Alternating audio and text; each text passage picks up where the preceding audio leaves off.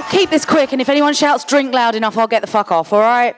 I'm just going to do straight up jokes and try and make them funny. Is that all right? Are we up for that? Cool. Right. Okay, so they say dress for the job you want. And at this point, it's either comedy or kids' TV, and I'm not a parent or a pedo. So I don't think I'll get on at the BBC, so I guess it's comedy. The difficult thing is that I used to say, my boyfriend doesn't think I'm funny. And this is how far I go to prove him wrong. Now, you can prove a man wrong, but if he's paying your rent, I don't recommend it. I don't have a boyfriend anymore. And, you know, it's tough out there dating in your 40s, especially if you're the only one awake in the room, which is usually the case with comedy these days and with a lot of rooms I'm sure you guys are in. It's a funny old world. Anyway, so to full disclosure, I haven't been cancelled yet, unlike most of the people on this stage tonight, but I'm hoping, you know what I mean? Likewise, if anyone could have a heart attack, if that'd be entertaining, wouldn't it? No, I'm only joking. Most of us are probably low risk. Anyway, we won't go there. I'm not allowed to say it, even in this room, right? No, it's fine. Yeah, so I'm not bitter about getting dumped. It's fine. But I am going to do some really horrible material about him, and I hope that he watches it on YouTube. So yeah, it's fine. He was one of those 5'7" guys. You know the ones that are 5'5". Yeah. You know what's worse than a short guy? It's a pathological liar. Yeah. But no, it's really funny. Men think that women are bad at spatial awareness. Yeah. But if I'm 5'2" and I pop on a 3-inch heel, I'm looking you straight in the eye. That's maths. Know what I mean? I know how tall you are. No, it's fine though, because he was easier to get over. I just sort of leapfrogged. Well, I was going to say straight on to the next dick, but Jesus, it's dry out there in your 40s, honestly. No one plans on becoming a cougar. Like, you just wake up one day and that shit's happened. And I know what you're thinking, I don't look old enough to be a cougar. And, you know, I get you. The thing is, like, Asian doesn't raisin, fat doesn't crack. I know I don't look a day over 29. But, you know, at this point, I can't catch a man who's 29. I've had to try and give up smoking. I don't know, I'm going to have to get a faster car, something to snare him. No, it's fine. The other weird thing about my ex is that he had these tiny baby balls. And, like, the thing is, I really liked them. You know, like, they didn't hurt when they hit you in the face. It's fine. You can still breathe. So, like, I did wonder, is that okay? Is it a bit weird that you like these baby balls? Could you be a pedo? But I checked. It's a loophole. It's a bit like a shaved fanny. As long as it's on an adult, you're all right. So that's fine. But the other weird thing about him is that he didn't... Okay, I'm going to assume that we're a sophisticated audience, so I'll do the sophisticated version of this. He didn't emit any jizz. No, that's not sophisticated, is it? Sorry. Anyway, right, he didn't produce any material, which would be funny if it was not also true about me, so sorry about that, guys. He didn't produce any material, and so I haven't practiced my cum face for 7 years. And at this point, I did say I was filthy. I mean, he did introduce me correctly, right? You knew this was going to be gross. At this point, I'm not bringing it back. I'm just going to be like, God, get it off me. And I think that's one of the reasons I can't catch a dick. I don't know. Anyway, so I thought I'd wait until all of my opinions were unpopular or distasteful before I got on stage. And so, for example, I used to be a feminist. Kind of over it now. It's more hashtag hypocrite. Because, they promised us a lot of stuff. The first thing they promised us was, financial freedom. So I was like, Daddy, you don't need to pay my bills.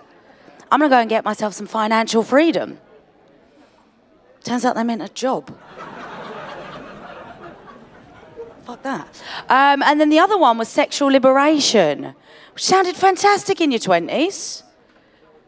Fast forward into your 40s, just another job. Except this time you can't even find a voluntary position. You know what I mean? Like, I'm struggling to find a voluntary position. I think I'm out. At this point, if someone wants to buy me dinner, I'm willing to fuck them. I think that's reasonable. You know what I mean? Like, what's the alternative? The feminist version of this is that they fuck you and you don't buy them dinner. How is that a win? I don't feel like that's an improvement on the scenario. At least buy me dinner, then we can fuck. And that's an open invitation. No, like, I mean, I was bisexual for about 2 minutes in the 90s, like everyone was. And apparently everyone younger than me is now. They're all, like, complicated. I mean, God, the youngsters, they're crazy, aren't they? They're all taking pride in their sex life. I mean, and I wish them the best, but I was raised Catholic. My sex drive is driven, like, by shame. And that's the way I like it, frankly, if I'm honest. Like, you know, what's the thing they're doing? Positive consent. Positive, affirmative consent. No, thank you. I don't want that. Like, that's the one thing that will completely dry me up. No, it's funny. So, it's true, though, isn't it? Like, us older, you know, no, that's not for us. So I did say already unpopular opinions. So I used to think the worst thing that could happen to a woman was getting raped. And then they invented getting raped by a woman who has a penis in women's prisons. And I was like, oh no, they've made it worse. No, then I realised, you know, you get a bit older and you realise maybe it's getting raped and murdered. That's probably worse, isn't it? And then you get older still. And you're like, no, it's just getting murdered. That's the worst thing. Can you imagine if someone's lowered themselves? I know, hashtag, not all murderers are rapists. But, like, if I'm going to be being murdered and he can't even bring himself to have a go. Christ. Like, how depressing would that be? Like, you know, I'm not okay with that. Anyway, so, like, obviously, I'm mainly here because I did fuck my way onto this stage. So, like, don't expect a lot. The thing is, like, so obviously, I know for some of you, if you see this much tits on stage, you are expecting a whip round and a pint glass. The thing is, I'm going to keep my clothes on. Don't worry, I'm used to disappointing men. I was married to a gay man for 15 years, so yeah, I know. But don't feel bad for me. Like, honestly, my life isn't all sad, single, homeless. It's not all bad. Like, because I recently had a free, all-inclusive holiday, 4 meals a day, can you tell? And not only did I not pay for it, technically speaking, you all did. That's right, I got sectioned. Now, the thing is, it's very hard to clap for the NHS in a straitjacket. No, I'm only joking. They don't give you a straitjacket on the NHS. You have to go private for that. No, it's funny. Like, you know your sex life's terrible when your Fitbit doesn't even register it as exercise anymore. Sad. Like, I've only had 2 partners, so most of my unhealthy relationships have been with inanimate objects, you know? Like, I've got a real love-hate relationship with the fridge, especially since the fridge has now got, like, a Wi-Fi code. It's, like, smarter than me. That feels harsh. But, hey, you know, that's why it's my best friend. What can you do? So the first time I ever went on stage, I completely forgot all my material, and then that's become a running theme as to why I probably shouldn't be on stage or try to be a comedian. But I feel like you'd particularly like this joke. So the first time I ever went on stage, I'd got a rail replacement bus to the venue because it's a glamorous lifestyle, I'm not going to lie, and that's what drew me to it. But basically, there was a bloke on the rail replacement bus wearing a mask and a cycle helmet. There wasn't a bike on the bus. You know, when you're like, have I stepped through to the other side? Like, what is going on? I can't understand any of it. It's insane. Like, it does feel like we're living in the upside down world, doesn't it? Like, you can't say any of the things that you want to say. Like, me saying that I'm a female comedian is borderline edgy comedy. Is it? Is it?